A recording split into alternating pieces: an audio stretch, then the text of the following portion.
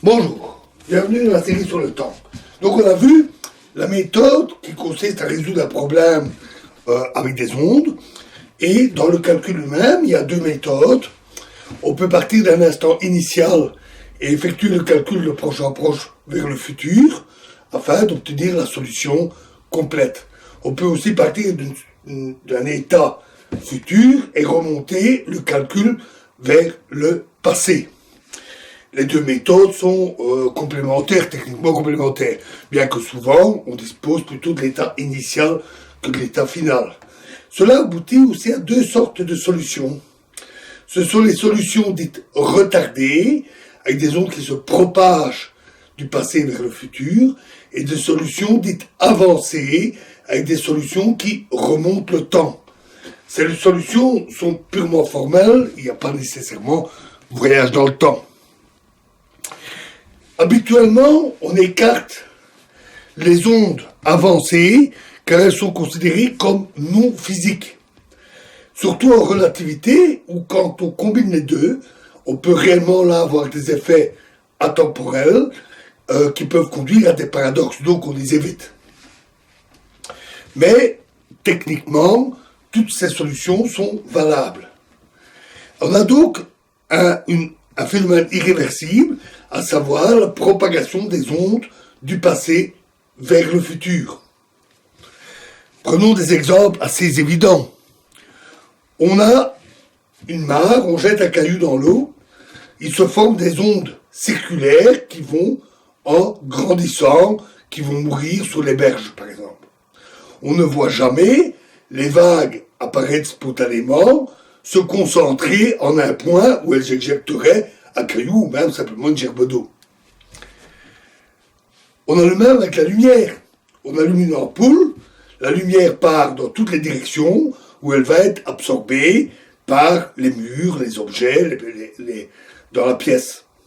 On ne voit jamais les murs réémettre la lumière, ils réémettent de la lumière, sous forme différente éventuellement, essentiellement thermique, mais on ne voit jamais les murs réémettre cette lumière de manière coordonnée pour reformer une onde sphérique qui rétrécit vers l'ampoule, réchauffe le filament et produit un courant électrique. Et donc, on a là un phénomène d'irréversibilité. L'équation d'onde est strictement réversible. Rejeter la moitié des solutions est un choix arbitraire, qui est équivalent à choisir la flèche du temps, du passé, vers le futur. En fait, on constate cette flèche du temps.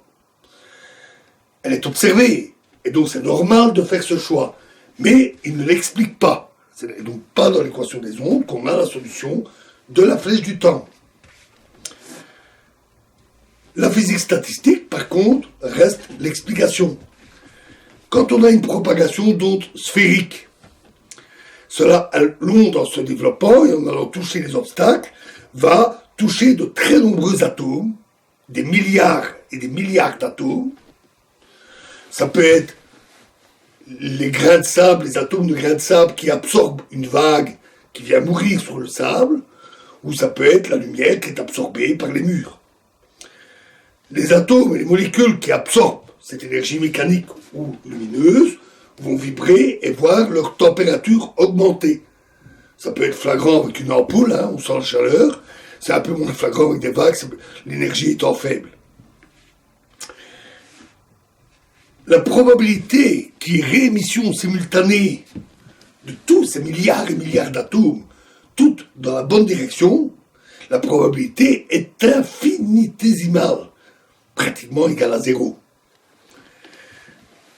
Donc, en bref, la propagation et l'interaction avec le reste conduit à une augmentation de l'entropie. Et donc, à nouveau, impose la flèche du temps. Notons qu'une onde plane, donc pas une onde sphérique, mais une onde plane, qui se réfléchit sur un miroir, est moins problématique. D'abord, la réflexion est réversible, et l'onde étant plane, elle ne se disperse pas. Et le chemin en arrière est tout à fait possible, sans difficulté. Donc, toutes les circonstances ne conduisent pas de l'irréversibilité pour l'équation d'onde. Et on peut avoir les deux sens. D'ailleurs, à l'intérieur d'une cavité laser, c'est exactement ce qui se fait. Le rayon fait des allers-retours à l'intérieur du laser, dans le milieu dit amplificateur, pour augmenter l'intensité du rayonnement avant qu'il ne s'échappe du laser.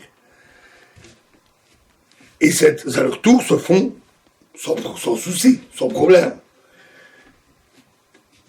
Ce qui est irréversible ici est l'amplification. Il est dû à l'excitation des atomes qui sont préalablement préparés dans une population d'atomes excités, tels que, par effet de nombre, à nouveau, c'est un phénomène purement statistique, on va avoir une amplification du rayonnement, plutôt qu'un affaiblissement par absorption.